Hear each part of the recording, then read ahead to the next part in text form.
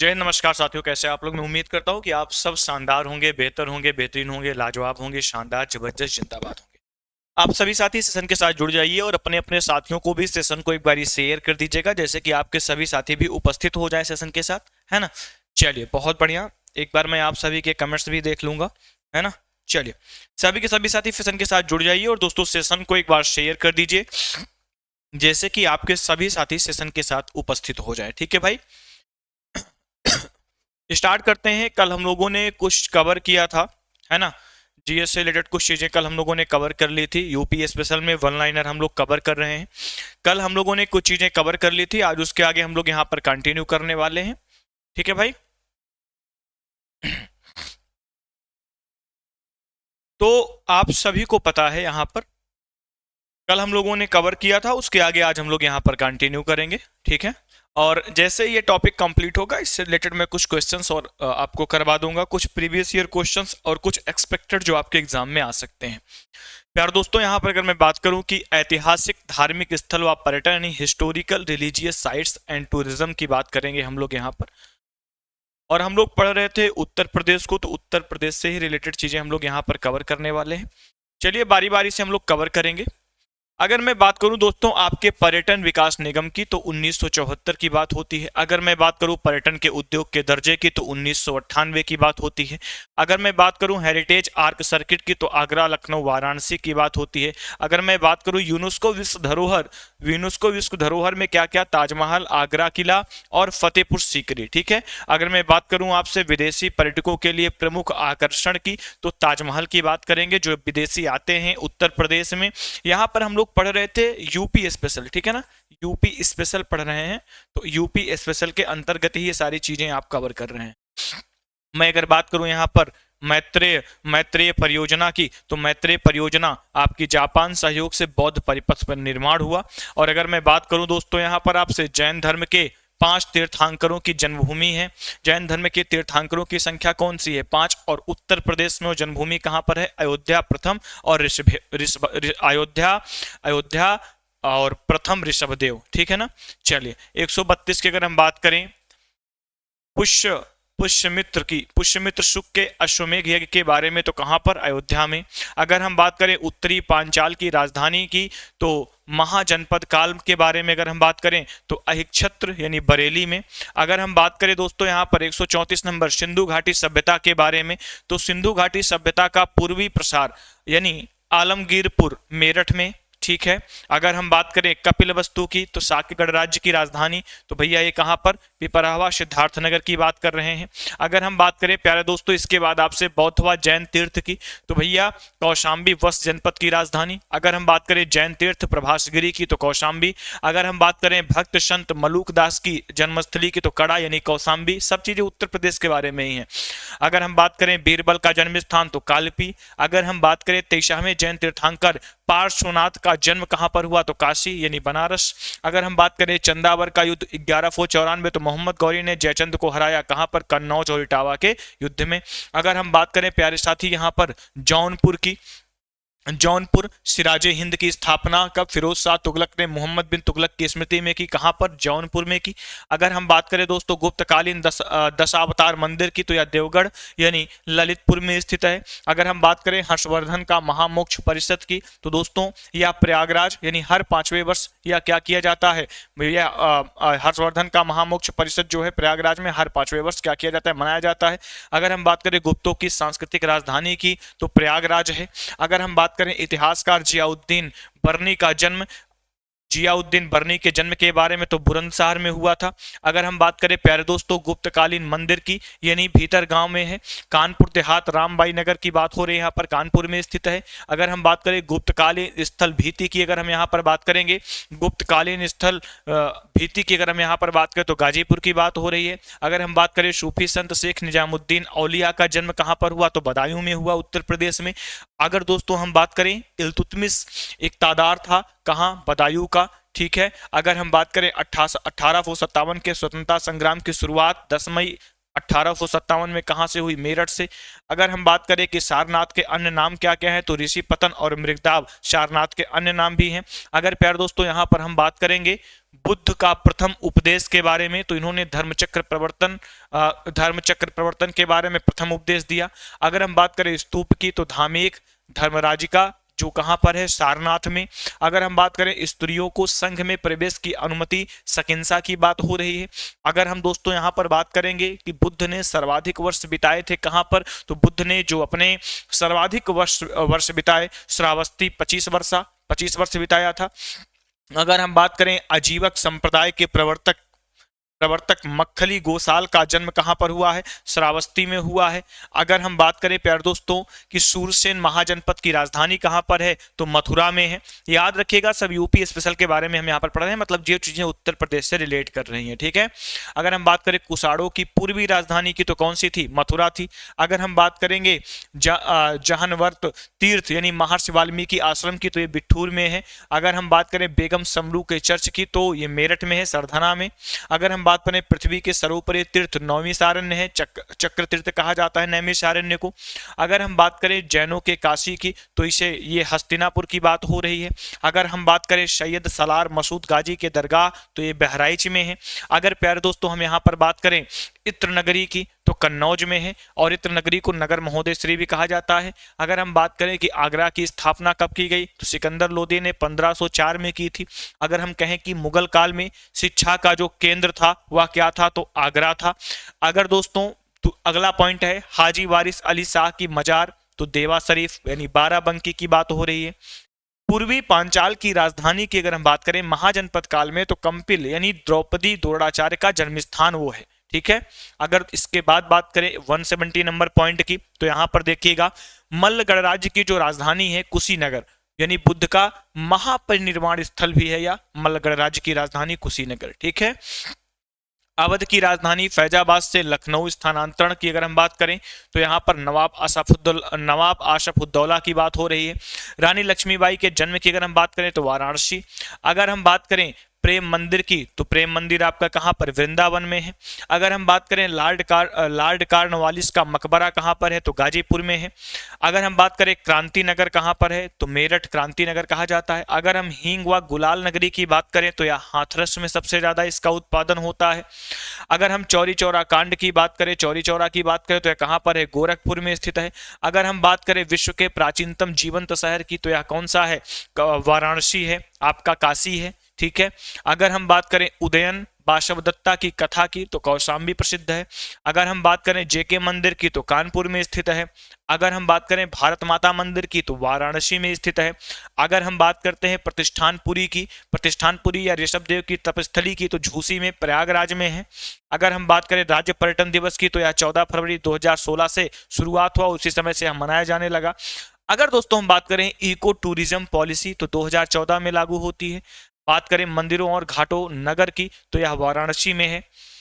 अतरंजी खेड़ा यानी गैरित धूसर भृदभाण एटा की बात करें दोस्तों, ये एटा में है। अगर हम बात करें स्वामी हरिदास का निवास कहां पर है? निधिवन यानी वृंदावन की यहां पर हम बात कर रहे हैं। अगर हम बात करें, अब हम बात करने वाले हैं आपसे कला एवं संस्कृति के बारे में। अब हम यहाँ पर बात करेंगे, किसकी बात करेंगे? कला एवं संस्कृति की। अब प्यारे दोस्तों हम यहाँ पर क्या करेंगे? बात करेंगे आगे अगले पॉइंट पर। जब हम बात करेंगे आगे अगले पॉइंट पर, तो सबसे पहला पॉइंट है संस्कृति विभाग का गठन कब हुआ? तो 1957। याद रखिएगा कि अगर आपसे पूछे कि उत्तर प्रदेश में संस्कृति विभाग का गठन कब हुआ, तो वह हुआ 1957 में। हम बात करें संगीत नाटक अकेदमी की, तो यह लखनऊ में स्थित है और इसकी स्थापना कब की गई? 1963 में। अगर हम बात करें राष्ट्रीय कथक संस्थान की, तो यह लखनऊ में स्थित है और 1988 से 89 के बीच में इसकी स्थापना हुई। स्थापत्य कला के प्राचीनतम साक्ष्य मौर्य काल से मिलते हैं। मंदिर निर्माण कला का विकास गुप्त काल में होता है। अगर बात करें मुगल चित्रकला की नींव की, तो हुमायूं के समय की है। अगर हम बात करें मुगल चित्रकला के स्वर्णकाल की, तो जहांगीर का काल कहा जाता है। अगर प्यारे साथी हम बात करें कला एवं शिल्प महाविद्यालय की, तो इसकी स्थापना 1911 में। अगर हम बात करेंगे कि लखनऊ चित्रकला शैली के जनक की, तो अशित कुमार हलदार की बात हो रही है। फिर हम बात करेंगे प्रसिद्ध चित्रवा चित्रकार की, तो जो हमारे प्रसिद्ध चित्रवा चित्रकार हैं उनके बारे में हमारे पास कुछ विशेष हैं। बुद्ध का गृह त्याग रणवीर सक्सेना, सत्यम शिवम सुंदरम शिवनंदन नौटियाल। अगर रामलीला की बात करें तो भवानी चरणग्यू के द्वारा ये सभी चित्रकारियां चित्र प्रस्तुत किए गए। इन सभी चित्रकारों के द्वारा ये सभी चित्र क्या किए गए प्रस्तुत किए गए। फिर हम बात करेंगे दोस्तों, इसके अगले पॉइंट पर चलेंगे, संगीत का बाइबिल भरत मुनि का नाट्यशास्त्र है। हम बात करें ख्याल गायन का आविष्कार तो अमीर खुसरो ने। अगर बात करें तबला व सितार का आविष्कार तो अमीर खुसरो ने। बात करें भारत कला भवन वाराणसी 1950 में स्थित है। ठुमरी गायिका गिरिजा देवी की बात करें तो बनारस घराना से आती हैं। कथक नर्तक यानी कथक नर्तक की बात करें तो कथक नर्तक आपका विंध्यादीन, शंभू महाराज, लक्षु महाराज, बिरजू महाराज और अच्छन महाराज हैं। ठीक है। इसके बाद हम बात करें ख्याल गायन को शीर्ष पर पहुंचाने का श्रेय किसका था, तो रामपुर घराना का था। अगर हम बोलें कि एकमात्र शास्त्रीय नृत्य कौन सा है तो कथक है। हम बोलें कि कथक के प्रणेता कौन है तो ठाकुर प्रसाद जी हैं। फिर हम बात करेंगे कथक में ठुमरी समावेश तो बिंद्रादीन जी की बात हो रही है। हम बात करें प्रमुख लोकगीत की दोस्तों तो कुछ ये प्रमुख आपके लोकगीत हैं, जैसे कजरी तो ये मिर्जापुर वाराणसी में ज्यादा प्रसिद्ध है। बिरहा की बात करें तो पूर्वांचल में ज्यादा है। सोहर की बात करें तो अवध पूर्वांचल साइड में ज्यादा चलती है। आल्हा की बात करें तो बुंदेलखंड में ज्यादा चलता है। अगर इसूरी फाग की बात करें तो यह भी बुंदेलखंड में ज्यादा चलता है। होली फॉग रसिया की बात करें तो यह ब्रज में ज्यादा चलता है। अगर हम बात करें प्रमुख लोक नृत्य की तो कुछ आपके सामने प्रमुख लोक नृत्य निकल करके सामने आएंगे, जैसे ख्याल नृत्य आपका बुंदेलखंड में, रास झूला मयूर चटकुला कहां पर, ब्रज में, धुरिया राई दीप देवी कार्तिक सौरा पाई डंडा ये सब कहां पर, बुंदेलखंड में, नटवटी कटघुड़वा धोबिया कहरुआ धीमर ये सभी कहां पर, पूर्वांचल में, जोगिनी कलाबाजी ये कहां पर, अवध में, कर्मा ये प्रमुख लोक नृत्य हैं। अगर हम बात करें कर्मा की तो सोनभद्र मिर्जापुर में, हम बात करें राहुला की तो यह बुंदेलखंड में। इसके बाद प्यारे दोस्तों बात करेंगे आधुनिक हिंदी रंगमंच के जनक कौन है तो भारतेंदु हरिश्चंद्र जी हैं। प्रमुख लोक नाट्य रामलीला रासलीला नौटंकी उत्तर प्रदेश की प्रमुख लोक नाट्य हैं। अगर हम बात करें रामलीला केंद्र की तो रामनगर वाराणसी और प्रयागराज नहीं प्रयागराज लिखा हुआ है, ये आपका यहाँ पर ये प्रयागराज लिखा है, क्या लिखा है, प्रयागराज। ठीक है, ये आपका यहाँ पर प्रयागराज लिखा है और अयोध्या में ये प्रमुख इसके केंद्र बिंदु हैं। अगर हम बात करें रासलीला केंद्र की तो रासलीला केंद्र आपका ब्रज क्षेत्र है, क्योंकि वहां पर कृष्ण जी थे तो ज्यादा रासलीलाएं वहां पर होती थी। नौटंकी केंद्र की बात करें तो कानपुर और हाथरस में नौटंकी ज्यादा मात्रा में होती है। हम बात करें सर्वाधिक मेले की 86 मेला कहां पर लगता है टोटल, मथुरा में लगता है 86 मेला।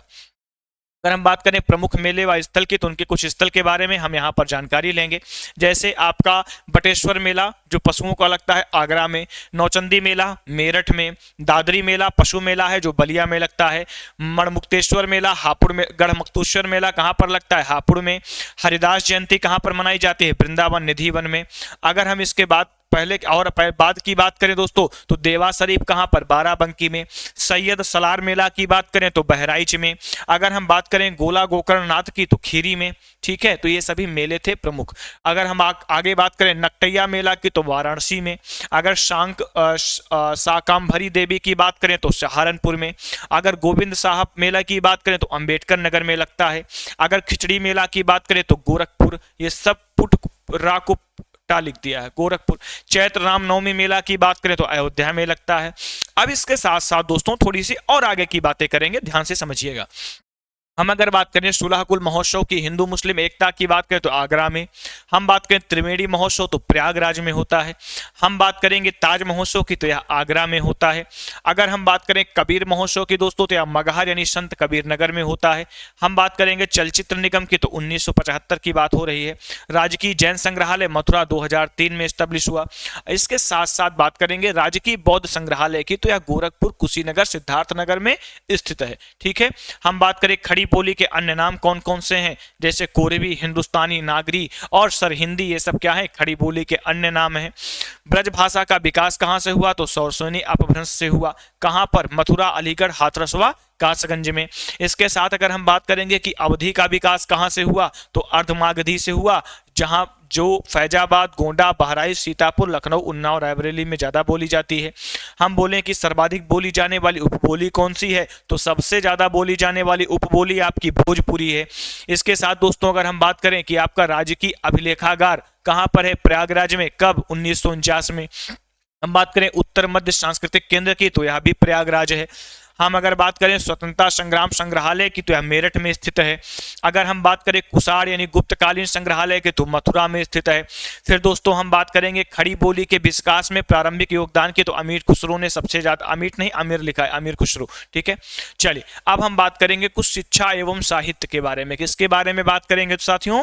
शिक्षा एवं साहित्य के बारे में। दोस्तों एक चीज और बता दें, अगर आपको क्लास पसंद आती जाए और आपको लगे कि हाँ चीजें हमारी बहुत स्पीड के साथ बहुत कम समय में कवर हो रही हैं, इन सभी चीजों को जो मैं आपको यहां पर पढ़ाता हूं सिर्फ आप एक दो बार रिपीट करेंगे, देन आपकी चीजें बिल्कुल अच्छी हो जाएंगी, मजा आएगा आपको बेहद शानदार वाला। इसलिए कोशिश किया करिए कि जब भी क्लास हो आप लोग उपस्थित होइए, साथियों तक शेयर करिए, अधिक से अधिक शेयर करिए, आपके सभी साथियों तक क्लासेस को पहुंचाइए, जैसे आपके सभी साथी भी क्लासेस से जुड़ने का संभवतः प्रयास करें, है ना। ऐसा नहीं है, आपकी जो मैथ्स की क्लास होती है 9 PM पर होती है, रीजनिंग की क्लास आपकी 8 PM पर होती है, उसके साथ आपकी हिंदी की क्लास 2 PM पर होती है। तो क्लासेस से भी अधिक से अधिक जुड़िए और अपने सभी साथियों तक क्लासेस को शेयर करने का भी प्रयास किया करिए दोस्तों, है ना। चलिए हम बात करते हैं इलाहाबाद विश्वविद्यालय की। इसकी स्थापना 1887 में हुई और प्रारंभ में मोर सेंट्रल कॉलेज के रूप में इसे स्थापित किया गया था। अगर हम बात करेंगे प्राथमिक माध्यमिक उच्च शिक्षा के अलग निदेशालय की तो यह 1972 में आया। हम अगर बात करें राज्य शैक्षिक अनुसंधान एवं प्रशिक्षण परिषद यानी SCRT की बात करें तो 1981 में। अगर हम बात करें शिक्षा मित्र योजना की तो 2000 और 2001 में इसे शुरू किया गया। हम बात करें शिक्षा मित्र चयन की तो ग्राम शिक्षा समिति के द्वारा शिक्षा मित्रों को चयन किया जाता था। इसके बाद अगर हम बात करें कि एशिया का सबसे बड़ा आवासीय विश्वविद्यालय कौन सा है तो आप सभी को पता है BHU यानी बनारस हिंदू विश्वविद्यालय। हम बात करेंगे सर्व शिक्षा अभियान की तो 2001 से 2 में सर्व शिक्षा अभियान चलाया गया और वहां पर 6 से 14 वर्ष के बच्चों के लिए यह सर्व शिक्षा अभियान चलाया गया था। फिर दोस्तों इसके बाद हम बात करेंगे कि आपका कस्तूरबा गांधी बालिका विद्यालय योजना की जब हम बात करें तो यह 2004 में लागू हुआ और 2007-8 से सर्व शिक्षा में क्या कर दिया गया, इसे शामिल कर दिया गया। मिड डे मील योजना 1995 में लागू हुई। कल्प योजना यानी प्राथमिक शिक्षा 1998 में आई। विद्यावाहिनी प्रोजेक्ट कंप्यूटर आधारित शिक्षा आपकी जो है वो यहाँ पर कुछ इस प्रकार से आई। अगर हम बात करें राष्ट्रीय माध्यमिक शिक्षा अभियान की तो यह मार्च 2009 में शुरू हुआ और 14 से 18 वर्ष के बच्चों के लिए इस अभियान को शुरू किया गया। हम बात करें कृषि अनुसंधान परिषद की तो यह लखनऊ 1989 में स्थापित हुआ। उर्दू को द्वितीय राजभाषा घोषित किया गया था कब? 1989 में। प्रथम मुक्त विश्वविद्यालय की हम बात करें तो राजर्षि पुरुषोत्तम दास टंडन ओपन यूनिवर्सिटी जो प्रयागराज शांतिपुरम में है 1998 में इसकी स्थापना हुई है। हिंदी संस्थान की बात करें लखनऊ में 1976 इसकी स्थापना। संस्कृति संस्थान लखनऊ की बात करें 1976 हो रही है। केंद्रीय हिंदी संस्थान आगरा में है। हम अगर इसके आगे बात करेंगे तो उर्दू अकादमी लखनऊ 1972 में। इसके साथ हम बात करें उर्दू प्रशिक्षण केंद्र की तो लखनऊ में। इसके साथ हम बात करें भारत भारती पुरस्कार की तो उत्तर प्रदेश हिंदी संस्थान की यहाँ पर बात हो रही है। अगर हम बात करें विश्व भारती पुरस्कार की तो उत्तर प्रदेश सांस्कृतिक स्थान की बात हो रही है। BHU शिलान्यास 1916 में किसने किया? मदन मोहन मालवीय जी ने किया। प्रथम विकलांग विश्वविद्यालय जगत गुरु रामभद्राचार्य विकलांग विश्वविद्यालय चित्रकूट में 2001 में इसे स्टेब्लिश किया गया। देखिए इन्होंने ऐसा क्यों किया? क्योंकि भाई ये खुद दोनों नेत्रों से देख नहीं पाते हैं, इसलिए इन्होंने इस विश्वविद्यालय की क्या किया? शिलान्यास किया। अगर हम बात करें प्यारे दोस्तों यहाँ पर हिंदुस्तानी एकेडमी की तो प्रयागराज में है। 1927 में इसे स्टेब्लिश किया गया और भारतीय भाषाओं की रक्षा के लिए इसे बनाया गया था। हम बात करें सामान्य केंद्रीय विश्वविद्यालय तो 4 हैं। 4 में से कौन कौन से? BHU जो वाराणसी में है, AMU जो अलीगढ़ में है, BRAU जो लखनऊ में है, AU जो प्रयागराज में है। हम इसके साथ बात करेंगे दोस्तों विशेष केंद्रीय विश्वविद्यालय की तो जो आपका विशेष केंद्रीय विश्वविद्यालय उसकी संख्या कितनी है? 2। पहला कौन सा है? रानी लक्ष्मीबाई केंद्रीय कृषि विश्वविद्यालय जो झांसी में है 2014। अगर हम बात करें कि राजीव गांधी राष्ट्रीय विमानन विश्वविद्यालय की तो यह कहां पर है? रायबरेली में है। इसके साथ प्यारे साथी हम बात करें केंद्रीय उच्च तिब्बती शिक्षा संस्थान की तो सारनाथ में वाराणसी में है। हम बात करें आरोग्य व कल्याण पत्रिका की तो गोरखपुर से प्रकाशित होती है। अगर हम हिंदी के प्रथम समाचार पत्र उदंत मार्तंड के संपादक की बात करें तो इसके संपादक कानपुर के रहने वाले थे और इनका नाम था पंडित जुगल किशोर। ठीक है। इसके साथ दोस्तों हम बात करेंगे कि प्रदेश का पहला हिंदी अखबार के बारे में। जब हम बात करेंगे प्रदेश के पहले हिंदी अखबार के बारे में तो बनारस अखबार 1835 में शुरू हुआ, इसके संपादक थे गोविंद नारायण यत्ते जी। हम बात करें कि प्रदेश का पहला उर्दू अखबार तो सरदल अखबार जी, और ये रहने वाले कहाँ के थे, आगरा में। 1846 में इस अखबार की शुरुआत हुई। सरस्वती पत्रिका प्रयागराज से इसका प्रकाशन होता है, प्रयागराज से इसका प्रकाशन होता है। कहाँ से? प्रयागराज से इसका प्रकाशन होता है। अगर हम बात करें doctor Ambedkar institute of technology की, technology for handicapped, technology for फॉट, हर जगह फॉट कैसे लिख दिया, टेक्नोलॉजी फॉर हैंडीकैप्ड की, तो यह कानपुर में 1996 से 97 के बीच से शुरुआत इसकी हुई है। हम बात करें महात्मा गांधी काशी विद्यापीठ के संस्थापक के तो शिव प्रसाद गुप्त जी हैं। अगर हम बात करें कि अब नेक्स्ट पॉइंट आता है आपका वन एवं वन्य जीव यानी फॉरेस्ट वाइल्ड लाइफ IFSR 2019 के आधार पर यह शुरुआत हुआ, वन्य एवं वन्यजीव। इसके आधार पर कैसे प्रश्न आपके एग्जाम में बन सकते हैं, कुछ मेन पॉइंट हैं जो हम आज यहां पर डिस्कस कर लेते हैं। पहला पॉइंट आपके सामने आ रहा है, कुल टिकार्डेड वन क्षेत्र 16,582 वर्ग किलोमीटर और कुल भौगोलिक क्षेत्र का 6.88% इसका हिस्सा है। आरक्षित वन कितने परसेंट है? 72.79%। संरक्षित वन कितने हैं? 6.98% है। हम बात करें आवर्गीकृत वन की तो 0.23% है।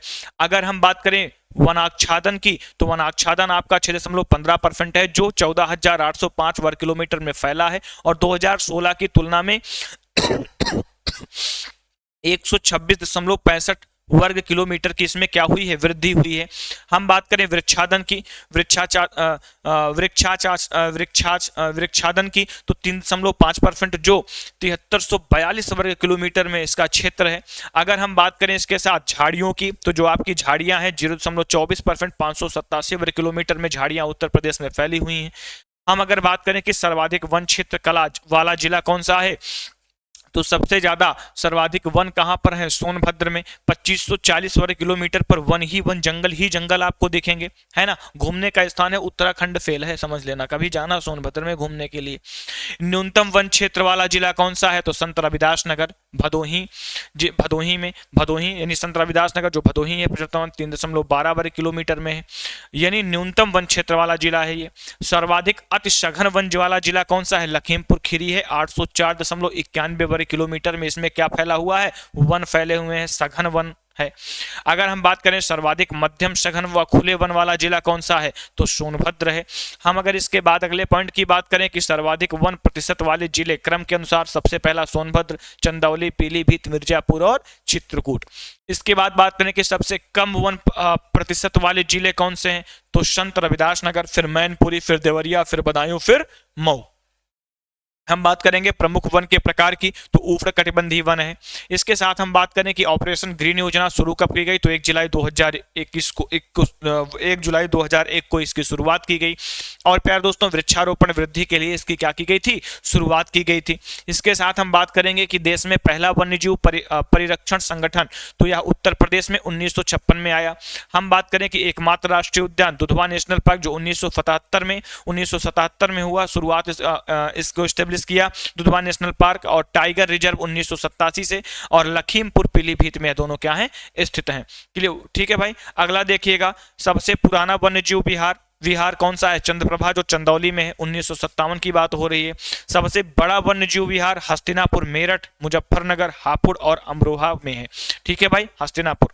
अगर सबसे छोटे वन्यजीव विहार की बात करें तो महावीर स्वामी यानी ललितपुर 5.4 वर्ग किलोमीटर में है। इसका नाम क्या है? हस्तिनापुर। इसका नाम है चंद्रप्रभा, इसका नाम है महावीर स्वामी। ठीक है भाई। चलिए अगला पॉइंट देखिएगा, प्रमुख वन्यजीव विहार की अगर हम यहाँ पर बात करें तो जो आपका प्रमुख वन्यजीव विहार है किशनपुर, लखीमपुर खीरी, आपका है कतरनिया घाट, बहराइच, कैमूर, मिर्जापुर, सोनभद्र, कछुआ, वाराणसी, सुहागी बरवा, महाराजगंज। ये वन्य जीव हैं। ठीक है ना, ये वन्य जीव हैं सभी जो यहाँ पर इस साइड में दिए गए और उनका स्थान इधर दिया गया है। ठीक है भाई। अगले पॉइंट की तरफ चलते हैं। नेक्स्ट पॉइंट, सबसे पुराना पक्षी विहार कौन सा है? तो नवाबगंज जो उन्नाव में है, 1984 की बात हो रही है। सबसे बड़ा पक्षी विहार कहाँ पर है? लाख बहोरा जो कन्नौज में है, 80 वर्ग किलोमीटर में इसका क्षेत्र है। हम बात करें सबसे छोटे पक्षी विहार की तो पटना यानी एटा 1 वर्ग किलोमीटर की बात हो रही है। अगर हम बात करें प्रमुख पक्षी विहार की, तो आपका जो प्रमुख पक्षी विहार है ये भैया आपका बखीरा यानी संत कबीर नगर बस्ती की बात हो रही है, सुरहाताल बलिया की बात हो रही है, पार्वती अरंगा गोंडा की बात हो रही है, सैंडी हरदोई की बात हो रही है। इसके साथ साथ ही हम बात करेंगे वन्य जीव संरक्षण केंद्र की, तो 12 वन्य जीव विहार और 13 पक्षी विहार हैं उत्तर प्रदेश में, ठीक है।